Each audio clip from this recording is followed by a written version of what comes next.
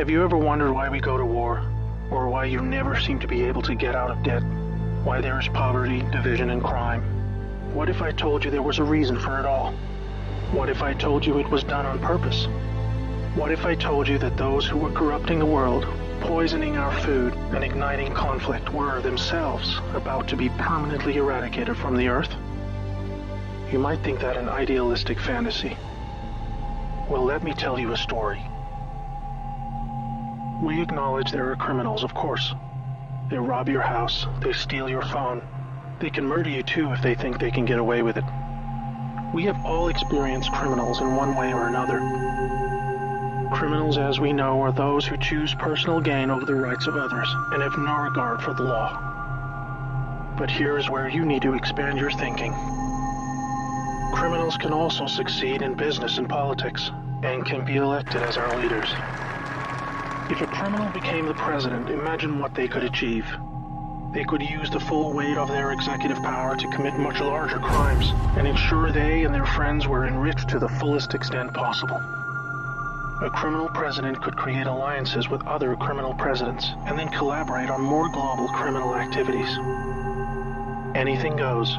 Drug running, human trafficking, whatever makes the big bucks. The 20th century was turbulent with war, economic disaster, famines, and displacement. We have always accepted these things as just human nature, and simply the way the world works. Something inevitable, and due to the weaknesses of human nature that drive us to these actions. This is where we were all tragically wrong. You are not a criminal. I'm not a criminal. So how can we just assume that it is human nature that is driving all this pain and misery? What if it wasn't human nature at all, and as a result of something more deliberate?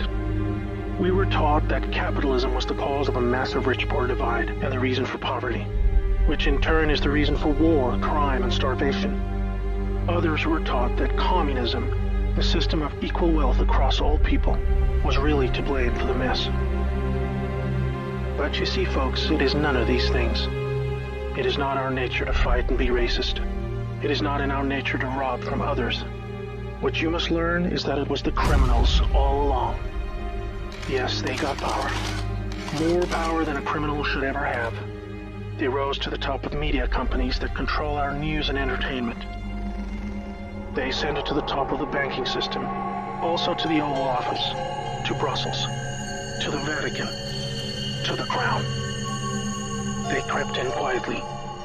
They became leaders of agricultural companies who have control over our food supply. Also big pharmaceutical companies, the ones we trust to help us when we're sick.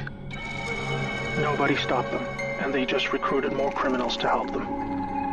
First, they accumulated the world's wealth. They invented a system of money called central banking, which lends money to governments with interest, placing countries into eternal debt. People's wealth got less. Their wealth got more. Much more. When a criminal is already as rich as they can get, then protecting their ill-gotten gains becomes the priority. Angry citizens tired of being poor are a major obstacle and can revolt if they suffer enough. The criminals needed to prevent this. So they diverted attention to the last remaining competitor, the people of the world. You and me. We were not happy being ruled by criminals and having to work 3 jobs just to survive. They know we won't accept it. So they use their control of the media to set black against white, woman against man, young against old, Muslim against Christian. They convinced us we were the problem so that we would fight and destroy ourselves. To get it done faster, they attacked all aspects of humanity that make us strong. Like family. Using their influence over culture, they popularized lifestyle choices that led to a surge in broken homes, lost youth, and substance abuse. I could talk all day about how else they deliberately weakened us, and it would turn your stomach. We were just trying to get on with living. So where are all the good guys? Good people just want to get married, have kids, make a living, and enjoy their liberty.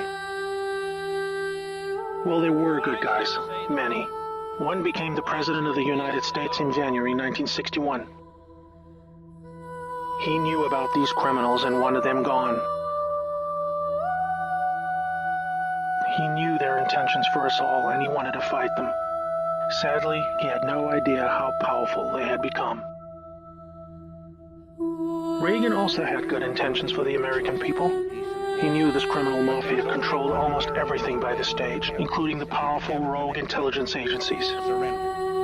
His economic policies were promising, but the criminals needed a weak America to hold on to their power. Reagan was shown with a bullet that a growing U.S. economy and prosperous citizens were not what the criminals wanted.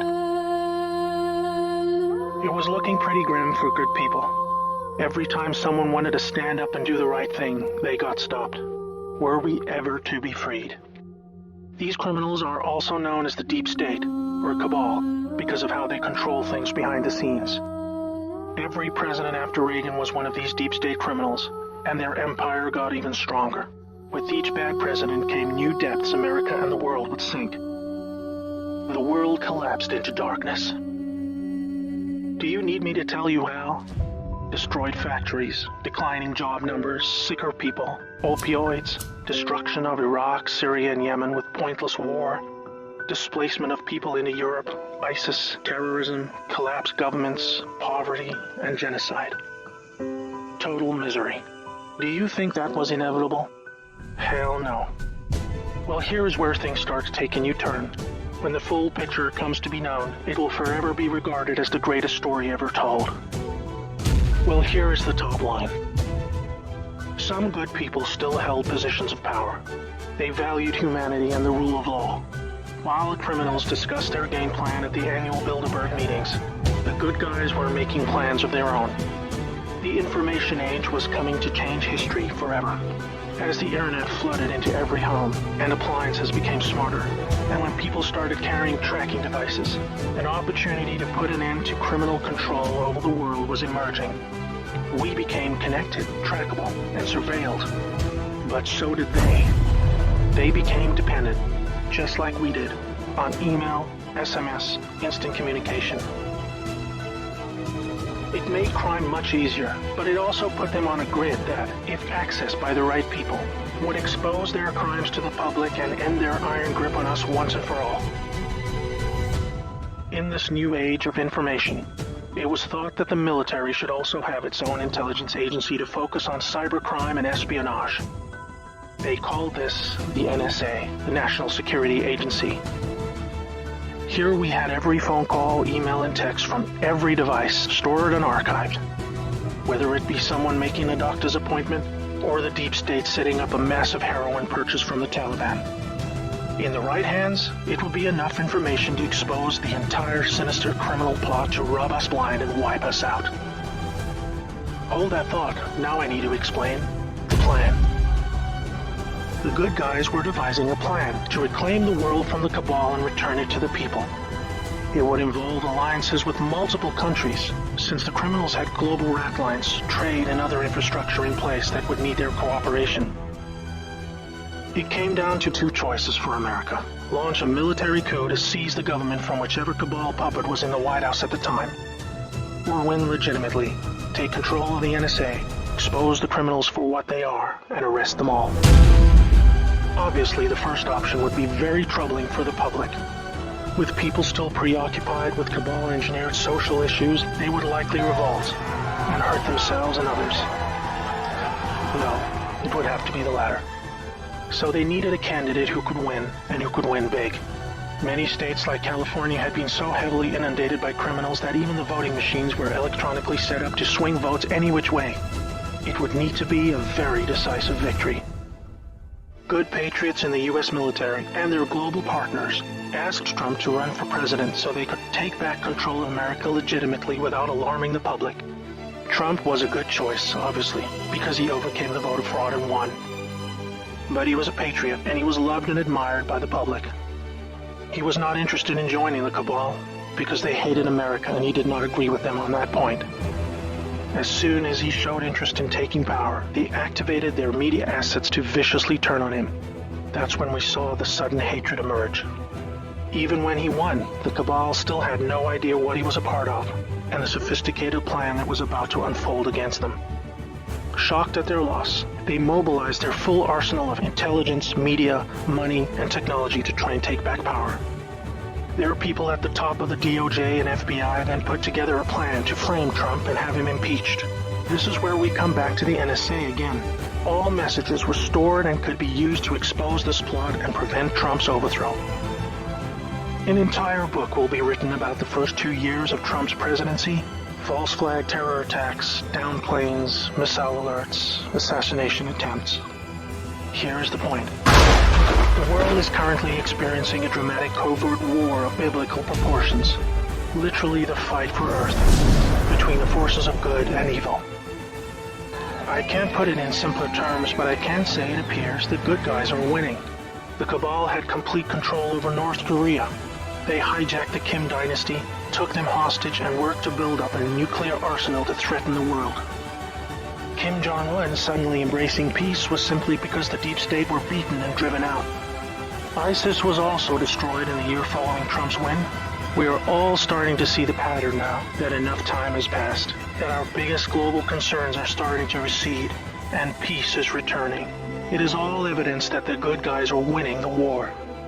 But we're still in the middle. While a lot is improving, it still puzzles many that most of these known criminals are still free, especially the higher-ups like Hillary Clinton, the Bushes, and Obama. That is coming in the next chapter of the story. That's why we have Q. The good guys with control over the NSA began the Q intelligence dissemination program to invoke an online grassroots movement that came to be called the Great Awakening. It started on underground internet channels and then moved to the mainstream. Q has been a fun distraction for those who follow world events and desire truth, but it is about to begin a much more important and necessary phase: keeping the public informed when the deep state war breaks out onto the surface. By this, I mean high-profile arrests. Yes, folks, the criminals I'm referring to are famous politicians, actors, singers, CEOs, and celebrities. People who have earned our trust, respect, and admiration. They have done very bad things that are all fully known and documented, and they will be severely punished. Those of us who have followed Q since the beginning will be here to help you make sense of the coming events. We are among the first to realize that our petty partisan divisions are just trivial distractions, and we are all enslaved by a hidden enemy. We realize that the problem was never capitalism or socialism, Democrat or Republican, black or white, Muslim or Christian. We know it was just very powerful criminals who had too much power.